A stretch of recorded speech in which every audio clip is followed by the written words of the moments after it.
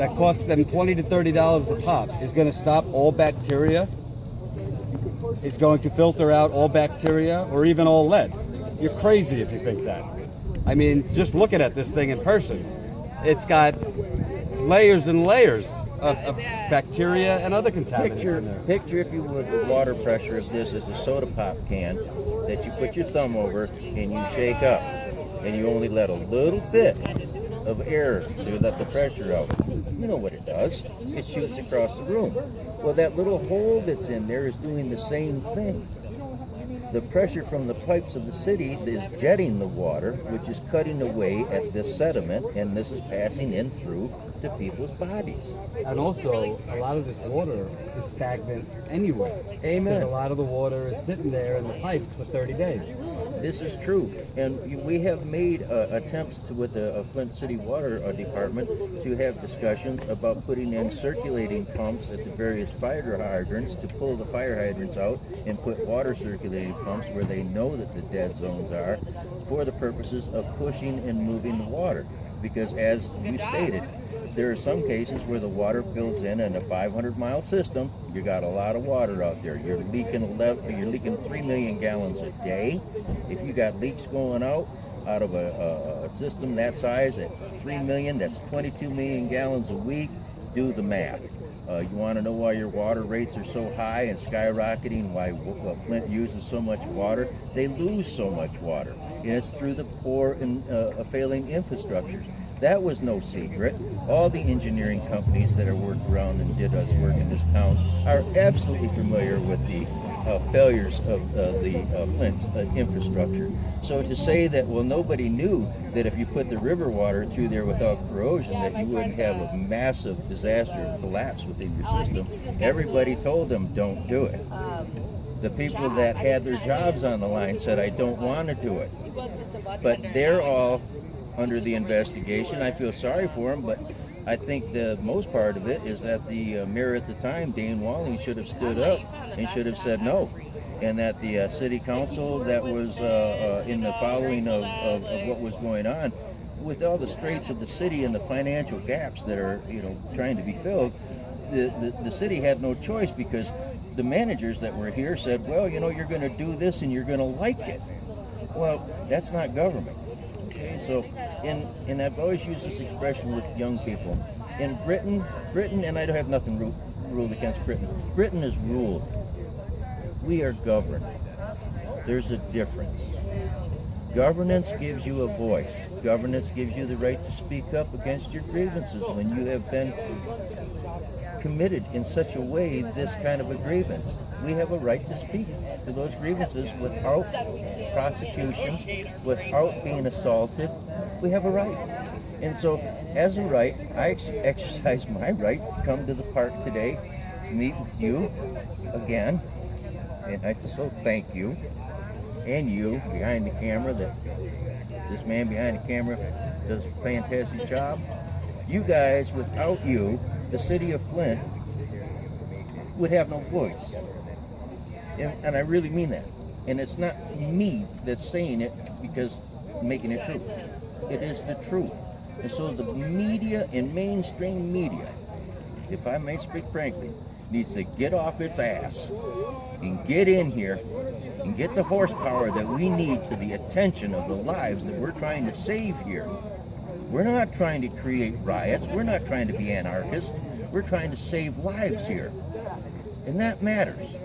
Well, I think what's also important about that, and why I'm doing all these videos, Flint's not some distant country. It's in your country. And the pipe he just showed you, there's pipes in your city, I guarantee you. If you live middle class, lower middle class, this pipe's 60, 70, 80 years old under the ground. Okay? So what you're seeing here, yes, Flint is a unique situation, but I mean, you would know better than me. There's corrosion, there's sediment, there's all that under the ground all over the country. But I was asked a specific question by a very prominent official. Well, how can you say that that's part of the problem from the river? Well, this is the same age pipe, but absolutely clear, except a little oxidation, which is normal. And this here is the hazardous waste. And this is hazardous waste. This isn't just sediment. But what I'm getting across is when you have old infrastructure like this, and there's nothing done for years, when water treatment plants are underinvested, when the pipes Go on, because you're right on the right chemistry. The chemistry of the water. The water treatment plants aren't getting any investment. The quality control checks are laughable. It could happen to your community. It might already be happening and you don't know it. I'm not trying to fearmonger, but bacteria is a very, very bad thing for your system, especially if you already have a weakened immune system. You know, for me, I'm 30, I don't sleep particularly well, I have fatigue. I mean, if I get bacteria in my water, it could totally screw me up versus, you know, 18-year-old who's healthy and maybe it doesn't affect them as much. So every person is different, everybody's different. That's why, absolutely right. That's why you cannot, in America, there's a lot of things you don't get certainty about. You need to have certainty that water, which is the number one essential in life, is coming out clean, especially when you're paying some of the highest rates in the country. There goes, okay, there's a $1 million question there, all right? Detroit, in the very onset of this, before all the papers were signed and everything, had come to the table. The city of Flint, Senior McCormick had made an offer of 47% rate cut.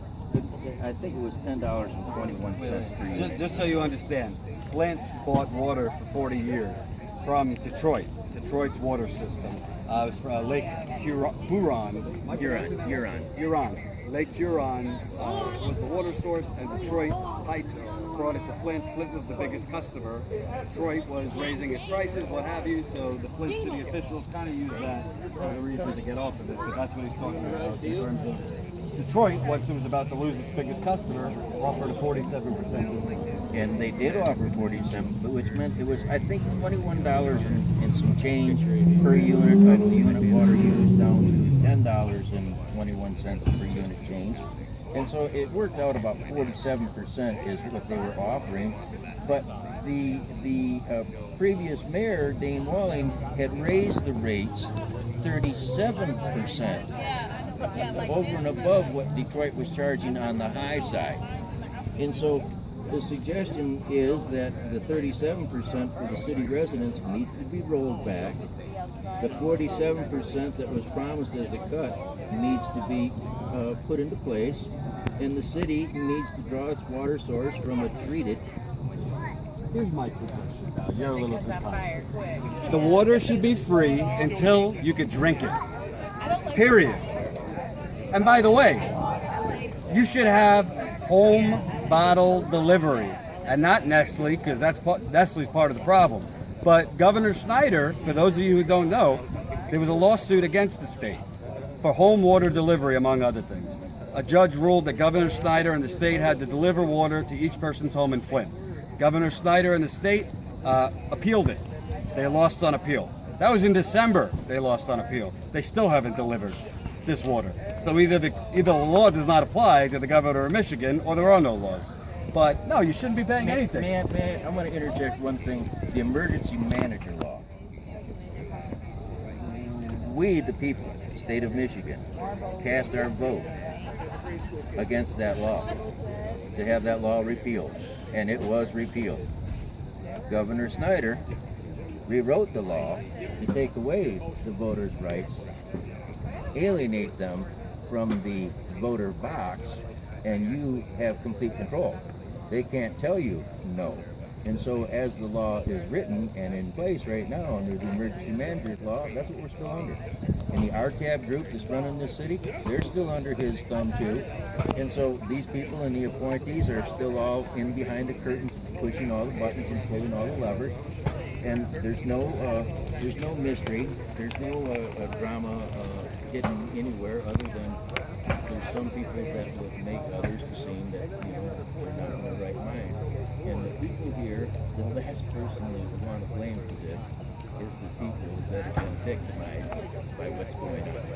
And so you're absolutely on target when the people in this area, from Governor Snyder, under the emergency management law, having the vote rights taken away. It wasn't just us, it was everybody in Michigan. Okay? And so he just hammered the towns that were more predominantly minority mixed and under the incomes of $24,000 a year poverty. And he didn't really go after Grand Rapids.